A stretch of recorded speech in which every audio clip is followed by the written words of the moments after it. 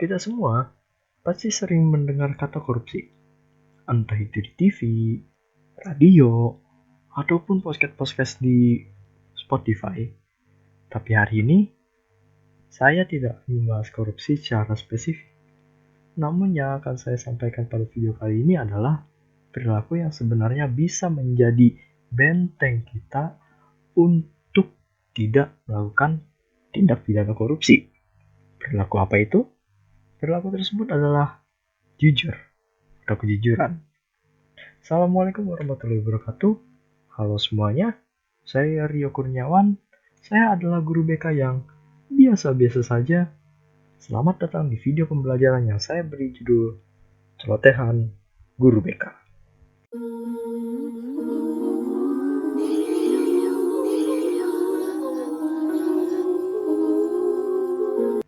Oke, jadi apa itu jujur? Menurut Mustari di tahun 2011, jujur adalah suatu perilaku yang didasarkan pada upaya menjadikan dirinya sebagai orang yang selalu dapat dipercaya dalam perkataan, tindakan, dan pekerjaan, baik terhadap dirinya maupun pihak yang lain. Sedangkan menurut Kesuma di tahun 2012, itu mengatakan bahwa jujur merupakan suatu keputusan seseorang untuk mengungkapkan perasaannya, kata-katanya, atau perbuatannya, bahwa realitas yang ada tidak dimanipulasi dengan cara berbohong atau menipu orang lain untuk keuntungan dirinya sendiri. Makna jujur erat kaitannya dengan kebaikan atau kemaslahatan. Kemaslahatan memiliki arti bahwa mementingkan kepentingan orang banyak daripada mementingkan kepentingan sendiri maupun kelompoknya.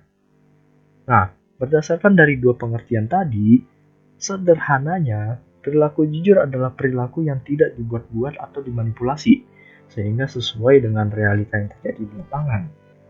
Lalu, kenapa sih kita harus memiliki perilaku jujur? Kenapa sih kita harus jujur?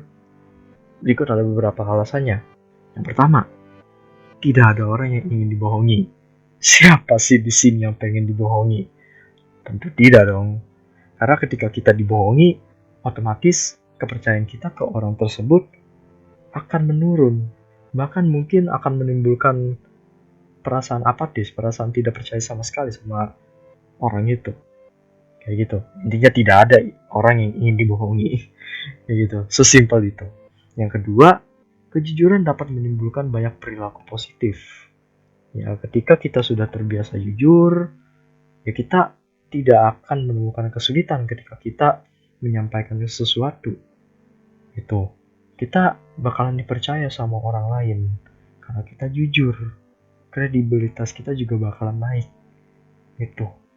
Lalu yang ketiga, melahirkan ketenangan.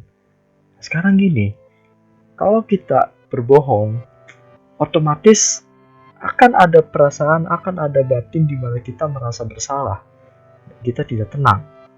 Lalu habis itu kita ditanya lagi, kita tutupi lagi dengan kebohongan. Kita tutupi lagi. Yang ada kita bukannya makin tenang, yang ada kita malah makin panik. Yang ada kita malah berpikirnya, wah kebohongan selanjutnya apa nih harus dibuat? Wah, gua harus ngarang apa lagi nih biar orang percaya? Kayak gitu. Lalu yang keempat, itu ada membangun kepercayaan. Nah, ketika kita jujur, ketika kita sudah terbiasa jujur, orang akan semakin percaya dengan kita. Orang percaya dengan kita. Orang percaya dengan kinerja kita, kredibilitas kita juga bakalan naik. Itu. Dan yang terakhir, membawa keberhasilan. Membawa keberhasilan ini sudah pasti ketika kita jujur. Ketika kita sudah terbiasa jujur, orang sudah percaya dengan kita, orang tidak perlu lagi mempertanyakan kejujuran kita, orang tidak perlu lagi melihat kita sebagai pribadi yang tukang bohong. Iya, kita bakalan mendapatkan keberhasilan gitu. Ya, contoh karena perilaku jujur kita dihargai karena kejujuran kita. Terus karena kita jujur dalam melakukan pekerjaan, akhirnya kita dapat kepercayaan dan kita diberikan kenaikan pangkat mungkin, atau mungkin kenaikan gaji. Ya. Lalu kenapa sih? Apa hubungannya jujur dengan tindak pidana korupsi? Jadi gini, Ya, nih. Mulut saya agak gatel nih kalau udah ngomongin korupsi, karena korupsi itu bahaya latenya sangat nyata gitu.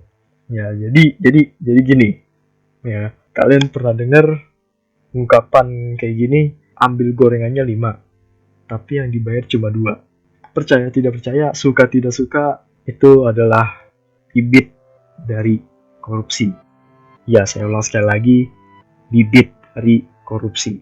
Hal sederhana kayak kita beli gorengan aja pun, kita bohong sama penjualnya pun, itu udah bibit-bibit korupsi gitu loh.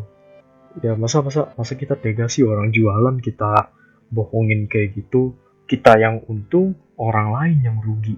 Nggak kayak gitu cara kerjanya gitu. Jadi ya langkah baiknya kita menerapkan perilaku jujur ke dalam kehidupan kita sehari-hari gitu, biar orang percaya sama kita, biar orang yakin dengan kinerja kita gitu loh. Ya, dari itu contoh kecilnya. Kalau kalau contoh kasus besarnya tuh ada banyak banget gitu loh, ada banyak banget. Bahkan yang paling saya ingat banget itu adalah kasusnya Setia Novanto yang bikin KTP saya ketahan lama di kelurahan tuh gara-gara dia. Ya untungnya orangnya sekarang udah di penjara, sudah ditahan kayaknya sama pengacaranya deh, tapi nggak tahu.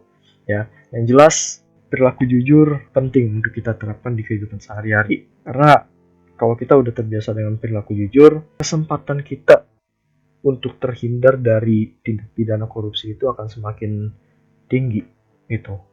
Ketika kita jujur, ya kita bakalan tenang, nggak ada beban pikiran yang membuat kita pusing tujuh keliling gitu. Nggak ada beban pikiran di mana kita harus, wah, kebohongan apa nih harus kita tutupi, kebohongan apa lagi harus kita tutupin kebohongan yang lain nih gitu. Jadi jujur itu penting, karena dari jujur itulah kita bisa membentengi diri kita agar terhindar dari tindak pidana korupsi. Korupsi tidak datang langsung dengan porsi yang gede gitu, tapi tindak pidana korupsi itu datang dari perilaku-perilaku kita yang kecil. Basically ya kayak beli gorengan tadi, kita ngakunya ngambil 2 padahal kita hasilnya ngambil 5. Tapi percaya atau enggak, kalau kita terbiasa korupsi, kita bakalan ketagihan. Nah, masalahnya kalau udah ketagihan, susah. Ya, jadi bahaya laten korupsi itu nyata adanya.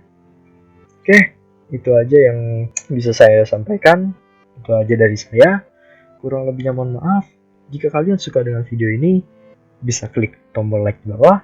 Tidak suka, ada tombol dislike.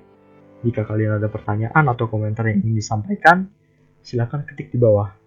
Saya Rio Kurniawan, pamit undur diri. Wassalamualaikum warahmatullahi wabarakatuh. Dos vidanya.